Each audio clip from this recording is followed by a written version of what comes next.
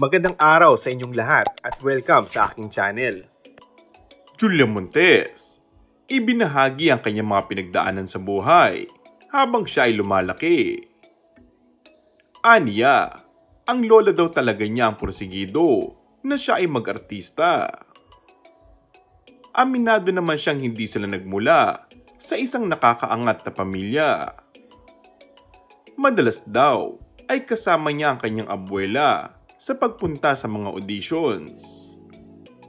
Minsan daw, hinihiling niya noon na hindi siya mapili sa isang role dahil wala sa puso niya ang pag-aartista. Gayunpaman, sa pamamagitan daw ng showbiz, ay nabigyan niya ng kaginhawaan ang kanyang pamilya.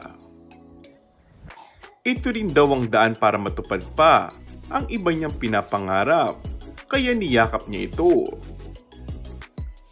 Naikwento rin ni Julia ang pagiging deaf-mute na kanyang magulang, kaya lumaki raw siyang hirap mag-express ng kanyang damdamin. Lumaki raw siyang madalas ay kinikimkim ang lahat sa kanyang sarili. Nag-aral din daw siya ng sign language upang makausap ang ina at maipaliwanag ang pinag-uusapan sa paligid nila. Nabanggit din niya ang naging papel ng inspirasyong si Coco Martin sa paghubog ng kanyang pagkatao. Nagkakasundo raw sila ng FPG's Batang Quiapo star dahil pareho sila ng laki sa hirap. Hindi naman siya nakapaka-impokrita na aminin na minsan ay nagsiselo siya sa mga nagiging leading ladies ni Coco dahil tao rin daw naman siya.